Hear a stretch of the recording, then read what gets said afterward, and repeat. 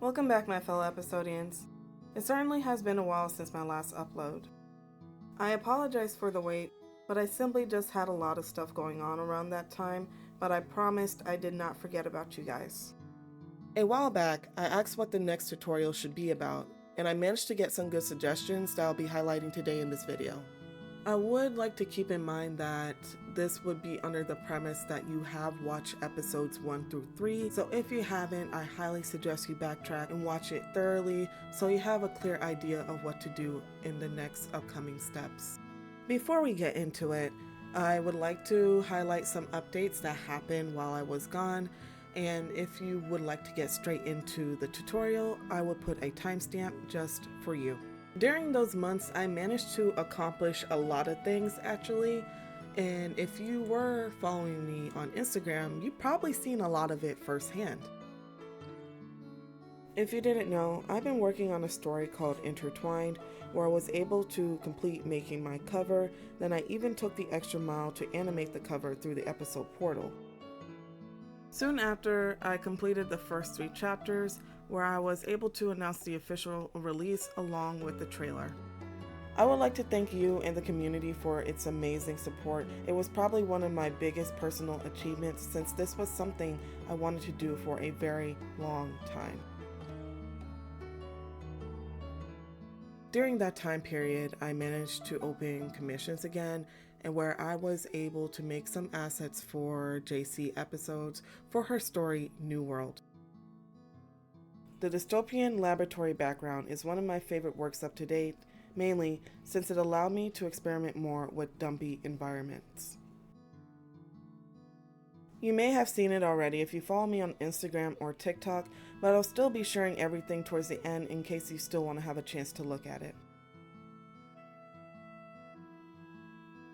Lastly, during this time period, the YouTube channel managed to hit 100 subscribers. I am very thankful for this milestone, especially for how young the channel is, so I only look forward to grow it more as time comes, and I just want to genuinely thank you and the community for your patience throughout this process. I have also received my first edit from Ashley. Thank you so much, you are a sweetheart. I'm going to make sure I keep it for a very long time. Now that we have covered everything, we can finally get into the tutorial. I would like to also remind you that this is going to be a little bit different from our usual tutorials, since we'll be featuring requests from people that suggested on how to do certain things through Sketchbook. So in this video, we'll be going over a total of 3 requests. The first one is tips to improve your edits. The second is how to make your own backgrounds. And lastly, how to make your own custom text overlays. Since I would like to go over everything in a timely fashion, I will not be able to go into explicit detail on every request, but just enough where it can still be accessible for people that are just starting out. Since I thoroughly haven't went through how to use Sketchbook to a T, there might be new steps or tools that we might be using throughout this process, so please make an effort to pay attention or even take notes as we go through these requests.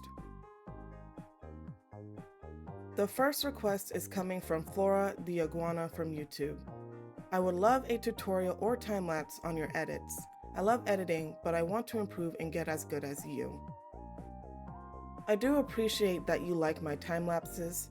Those are my personal favorite since you're able to see the process from start to finish. Before we start editing, we may have to adjust our settings to make sure that we're getting the best quality.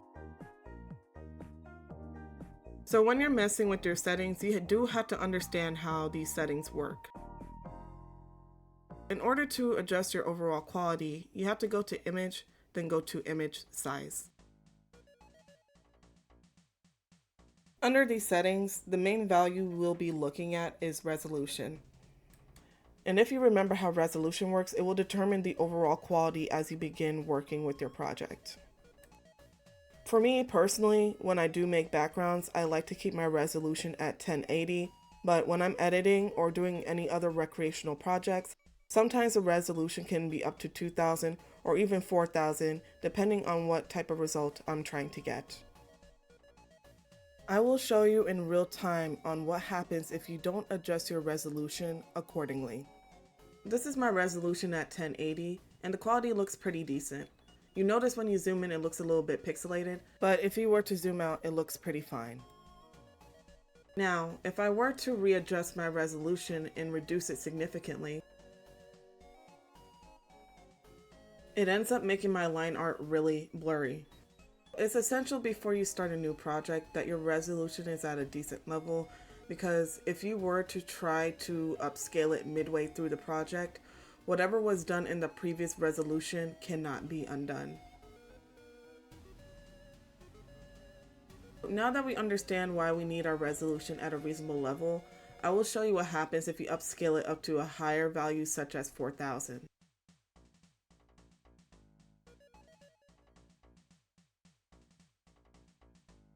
As you see, once I begin to draw, it looks a lot smoother and finer than it initially was. And this is like the ideal setting I use when I want really fine details so I can get down to the nearest pixel. This is probably the most important step because your resolution will determine the overall quality of your edit, especially the format that you're saving in as well. Now for this part of the request, I'll be using my own edit that I actually made when I first joined the episode community. For the most part, I did have a general idea of what I was doing, but since that was a long time ago, I will be showing you what I could have done differently to improve the overall look. When it comes to editing or art in general, there is a lot of rules to take in consideration before you start, but since I want to keep it simple and beginner friendly, I will provide some core values I believe you should focus on. Then after a while, you can find new ways to improve them. The first one is line work, the second is color, and the third is shading. If you continue to practice these consistently, in a matter of time, you'll be able to branch out and do a lot more soon after. What helped me a lot in this phase is by observing other artists in the community and see what they're doing and how can I apply it to my own work. In order to achieve these steps, I do have to let you know the tools that I use consistently for these edits. My first and favorite tool that I like to use is actually the inking pen, since it's really good for line art. One thing you do have to take in consideration is that I am on a drawing tablet, so I might be able to get specific results versus someone that is on a mouse pad or a mouse. As you see, when I drag my cursor across the canvas while using a mouse, it just turns into blunt lines and it doesn't feather out towards the end. Pressure sensitivity is really important when it comes to a drawing tablet, so if you haven't already, I highly suggest investing in one where you can start getting comfortable in trying new ways to improve your editing. Another feature that I use all the time within Sketchbook is called the steady stroke. As you see, when I have steady stroke turned off, my line work is inconsistent and shaky.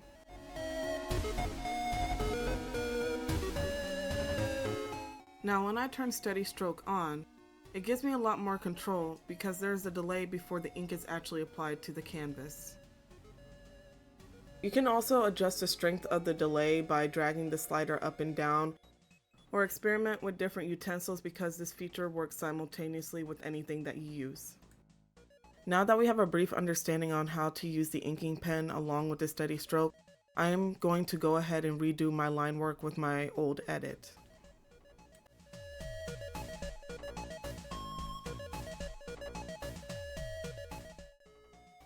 One tip I highly suggest is getting comfortable duplicating your work. As you see, I already have one eyelid done, so what I will be doing is duplicating it, mirroring it, then using my distort tool to try to match its original shape.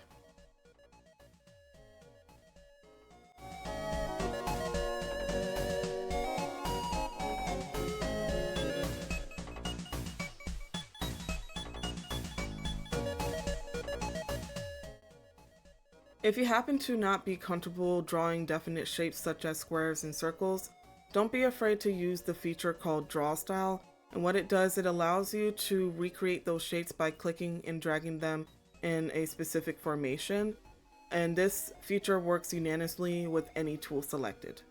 Depending on which tool that you're using, the size will also determine how thick or thin the shape will turn out.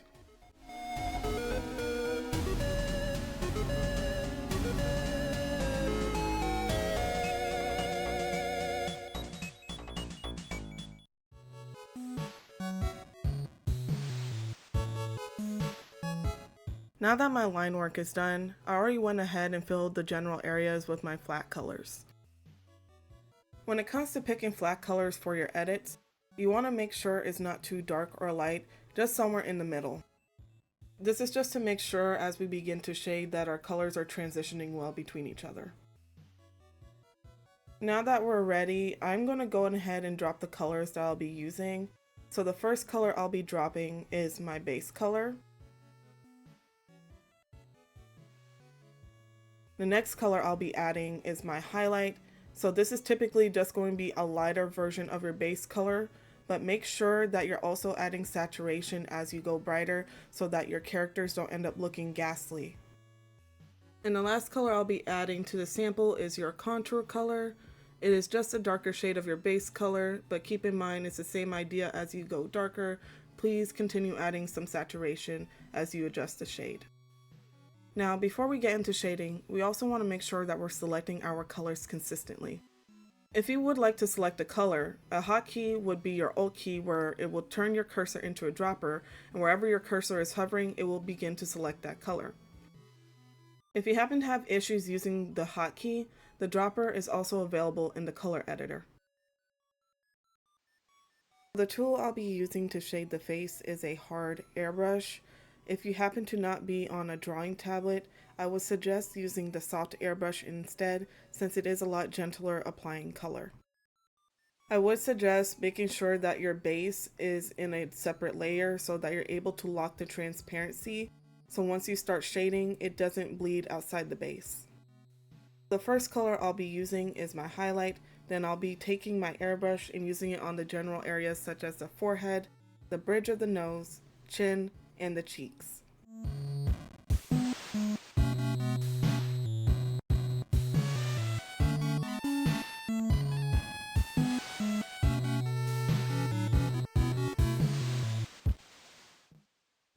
And the next color I'll be using is my contour color, where I'll be applying it to areas where light is typically hard to reach. So I'll be using my contour color above the eye, somewhere along the nose, under the lip, and alongside the face.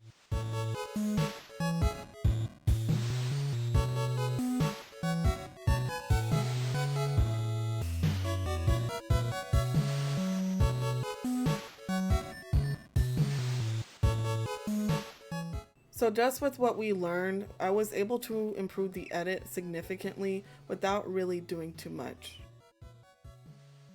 If you happen to be familiar with makeup, the concept is very similar on how you apply the shading. As much as I would like to complete this and go into further detail, it may have to be saved for another video. Though, in the meantime, please don't hesitate to look at other talented artists that do provide tutorials on shading, since for the most part the rules stay the same, just applied differently. So this is where I'll be ending our first request. I just want to thank Flora the Iguana for your suggestion, and I hope to hear more from you in the future. Our second request is coming from Catherine.G. Epi. She asked, how to make backgrounds. I never done it, but would love to try. Can you give some tips for beginners? This will definitely be an extension from our previous video where we had to get comfortable by adding and removing certain aspects of the background. What helped me improve significantly over time was by always editing pre-existing backgrounds from the episode portal. Since we're still just starting out, I'll be scoping out specific backgrounds where I know it wouldn't be too hard to edit. Backgrounds I typically avoid editing if I want to make a base are ones that have way too many objects, too many complex angles, or way too many textures. The first time when we were editing a background, we did this one zone apartment sofa day simply because it didn't have too much going on. But this instance, we'll try to do a larger background but with the same idea. So go ahead and transfer the music agent office background to Sketchbook. Since we would like to have an empty base to work with, that means we have to remove all pre-existing objects. In order to do that, essentially for this background in particular, we would virtually have to paint over it. So I'll start by selecting the wall, dumping the base color of the wall into that area, then proceed to do the same thing for the baseboard and the floor. Once done, your room should look like this, and now you have a clean base to work with.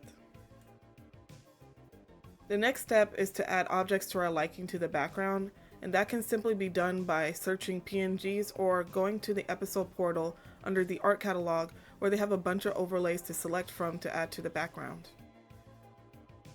For this instance, I already have a bunch of overlays downloaded from the episode portal, so I'll be using these to fill up the background. So what I'll be doing is I'll be opening the PNGs for the file location and consistently using my quick transform tool to readjust the location and size of the object.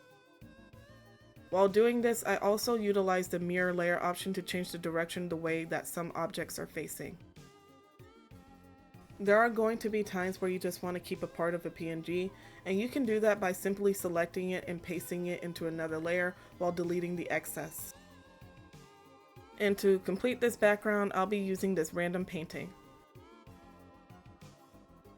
Our background is basically done, but we can add one last touch to give it a little bit more depth. So what we'll be doing is just to add basic shadows to our objects. The objects that I would like to add basic shadows to is the picture frame and the two plants.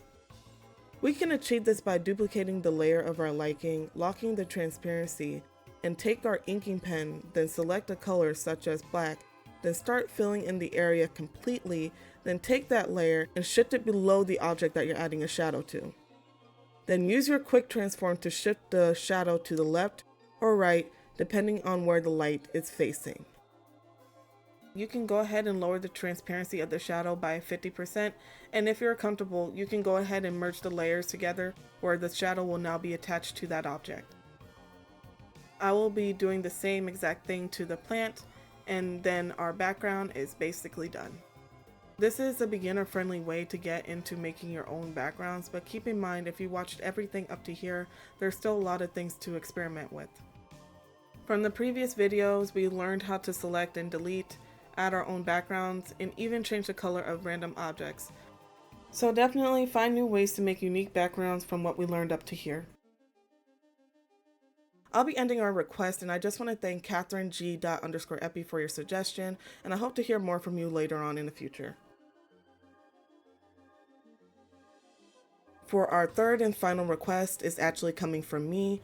A while back I posted on my Instagram story if anybody was interested on how I made some fancy text overlays, so I'm here to get you started. If you didn't know, Sketchbook already has a text feature that can be found in the toolbar. It's a T icon where it's going to be called Add Text Layer. Once you click on the icon, it will send you to a text interface where you can type whatever you want, and you can change the style of the font by selecting the text that you have typed and switching in between styles to see which one you like. I don't really mind using Sketchbook's fonts, but my only gripe is that you don't really get a good preview unless you click on each individual font. A website that I like to visit every now and then is font-generator.com, where you simply just input the text, where it can give you a general preview of all the fonts that they have available. What I really like about this website is no matter how large or small you make the text, the quality remains pretty amazing, and you can also download the text in PNG format. If you plan on editing text that is from Sketchbook, what you need to do is go to the layer that the text is in, then click and drag over the option called Rasterize Text Layer. By doing that, the text will be now easier to manipulate. For this example, I will be using the text that I downloaded from the website. So the first step into editing this text, I would like to change the color. You can do that by selecting a color, then taking your paint bucket tool, then proceed to dump the color into each text.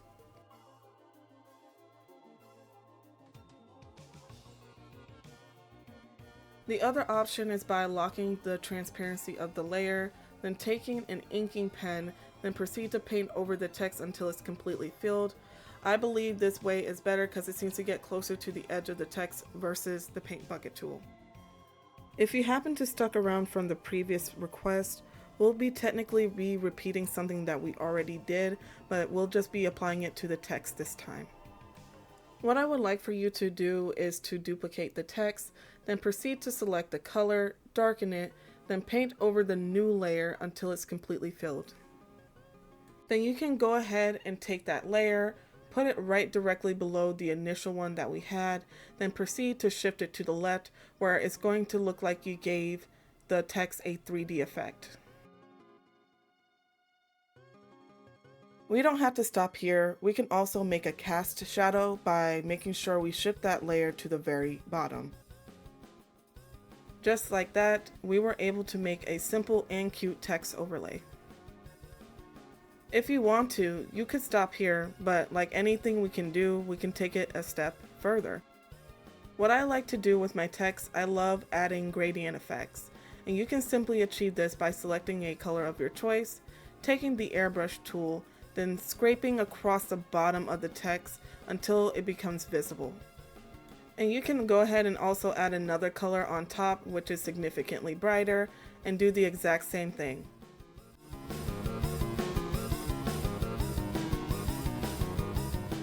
By chance, if you're not really good by manually doing this step, there is a feature available where you can use the paint bucket tool to add your gradients. When you select the paint bucket tool, there's going to be 3 options, and you want to select on the second one, that is called linear fill. When you have linear fill active, you're going to have an indicator pop up where you'll be able to adjust the angle of the gradient by dragging one end or the other. You can change the gradient color by selecting one of the circles on the indicator, then using your color editor to pick a color of your choice. You're probably wondering, how do I cast a whole gradient across the text instead of one section? All you have to do is go to your toolbar, click on select, then click on your magic wand and make sure that your add option is active. Then click on the areas that you would like to fill. Then once all the text is highlighted, you can go to the same layer or a different one, then click on your paint bucket tool again. What's convenient about this option with the linear fill is that you don't have to select the same colors that you had last time. And you're free to adjust the angle of the gradient the way you want to, but I prefer to have mine going up and down. So that will be ending our last request.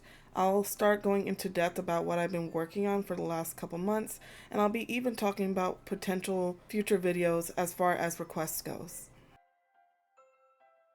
Again, I would like to thank Flora the Iguana and Catherine G._epi for your suggestions. I hope to hear from you guys again soon. As far as requests go, I did have suggestions on how to direct certain things through the portal, but I think I'll save that for a different video. I would like to keep directing and editing separate. Now that we're at the end of the video, I will be going into a brief showcase of the laboratory background along with the stuff that I've been working on for my story. I hope you enjoy.